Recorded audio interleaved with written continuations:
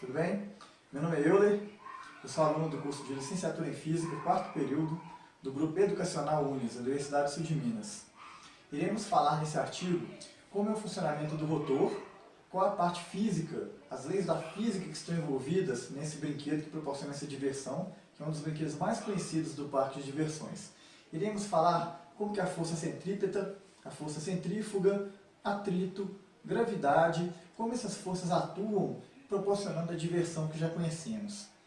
Queremos despertar também o interesse daqueles que forem ler esse trabalho, que forem ver esse vídeo, de que, apesar de toda a diversão, queremos despertar também o interesse da física que há por trás, para que a pessoa não fique apenas no rotor, mas que se interesse também sobre o funcionamento dos outros brinquedos, do dia a dia. Queremos despertar esse interesse nas pessoas, que é o nosso principal propósito.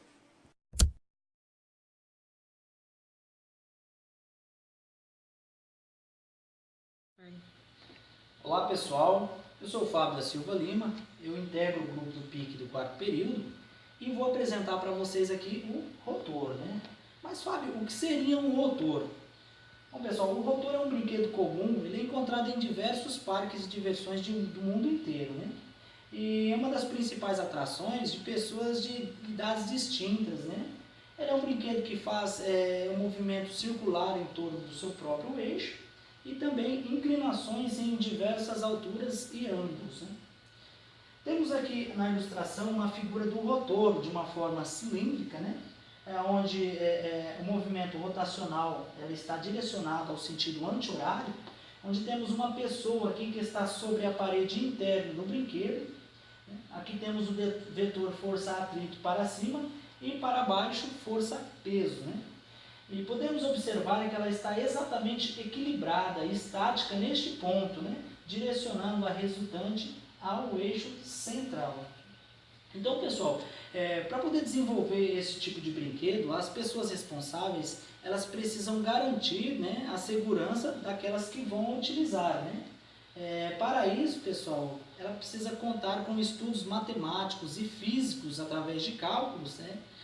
Para poder desenvolver um material que seja suficiente, que seja necessário para suportar a força que é exercida sobre suas paredes, né?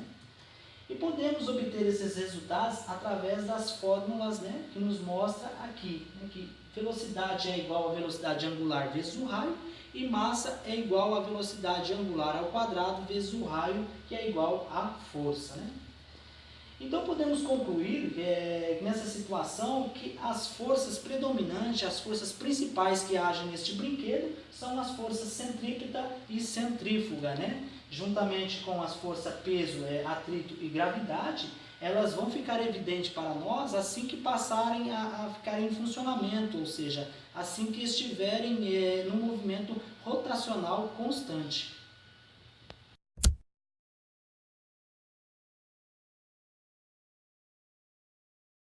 Boa tarde a todos, meu nome é Hugo Marques dos Santos, eu sou aluno de licenciatura de Física do quarto período.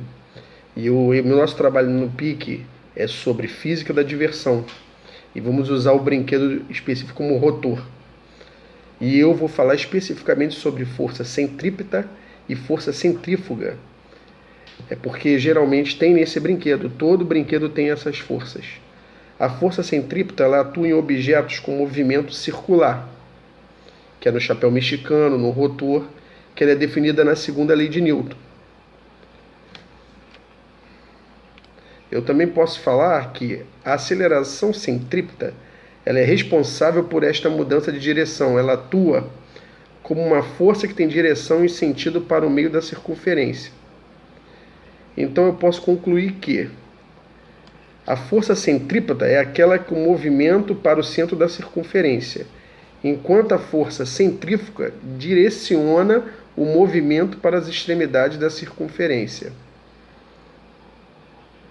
A força centrífuga ela atua sempre direcionando o objeto em rotação para o movimento retilíneo nas extremidades da circunferência.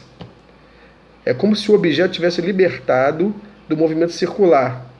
Ele iria realizar um movimento em direção e sentido do vetor que se baseava em seu último ponto da rotação.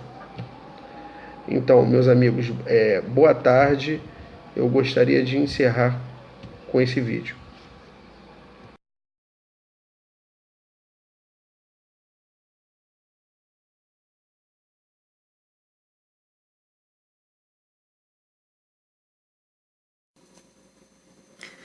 A lei da gravitação universal, proposta por Newton, foi um dos maiores trabalhos desenvolvidos sobre a interação entre massas, pois é capaz de explicar desde o mais simples fenômeno, como a queda de um corpo próximo à superfície da Terra, até o mais complexo, como as forças trocadas entre corpos celestes, traduzindo com fidelidade suas órbitas e os diferentes movimentos.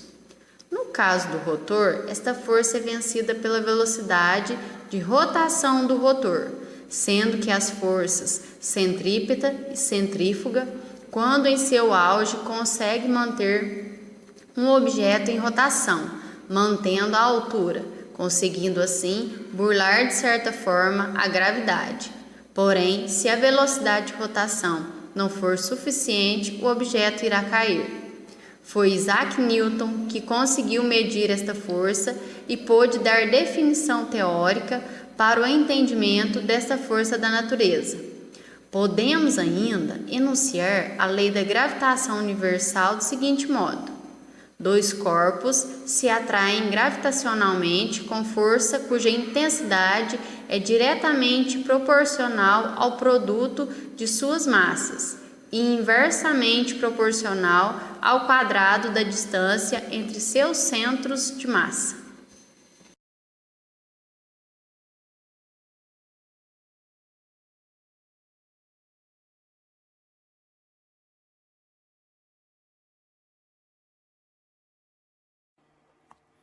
Se observarmos no nosso dia a dia, conseguiremos ver uma série de eventos que podem nos proporcionar um melhor aprendizado referente à física.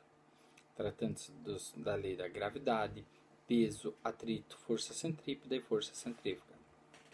Quando nós estamos dentro de um veículo em movimento, podendo ser um carro, ônibus ou metrô, nós podemos sentir a força do atrito entre o vento com o veículo onde nós estamos. Sem falar ainda no momento em que vai arrancar ou frear bruscamente, a força centrípeta e centrífuga atuando sobre nossos corpos. Quando estamos num elevador, a gravidade é superada, ou seja, ao invés de descermos, o elevador faz com que nós possamos subir. Nos parques de diversões, nós podemos ver vários exemplos das forças da natureza, ou leis da física, como você preferir, que podem fazer com que nos proporcionem grandes momentos de lazer. Na montanha-russa, a velocidade e a aceleração pode gerar um loop, fazendo com que vença momentaneamente a lei da gravidade.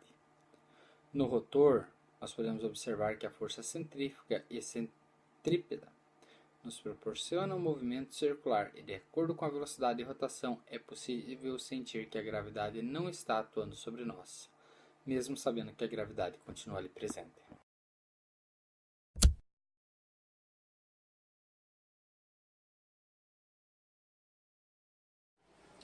Pessoal, como podemos observar no desenvolvimento desse trabalho, o rotor, um brinquedo comum encontrado no parque de diversões, ele proporciona muito mais do que diversão, ele proporciona também conhecimento. Observamos como as leis da física, como a força centrípeta e centrífuga, atuam impedindo que o corpo saia da rotatória, a força centrípeta puxando ele para dentro e a centrífuga empurrando para fora da curva.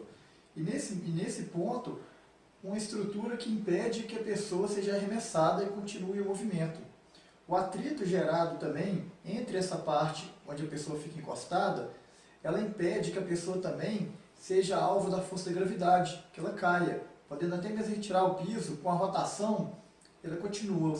Podemos imaginar quando pegamos uma corda, amarramos uma pedra na ponta e giramos. Enquanto nós estamos girando, ela permanece em uma rotação horizontal. Ela recebe a força da gravidade, mas como a rotação está alta, ela não sofre aquela queda e nem sobe, ela fica simplesmente naquele paralelo ali rodando.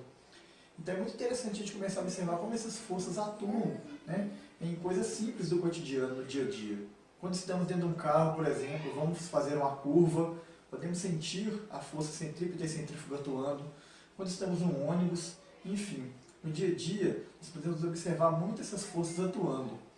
E com esse trabalho, o nosso interesse foi esse, foi despertar em todo mundo a curiosidade para não ficar apenas no rotor, né? Como podemos conhecer todas as forças que atuam sobre ele, mas também podemos pensar e na roda gigante, e na montanha-russa, até mesmo no carrossel, quais as forças que estão ali atuando. Então também nós deixamos esse espaço aberto para que vocês também possam estudar e dar contribuições no futuro para esse tipo de pesquisa. Muito obrigado.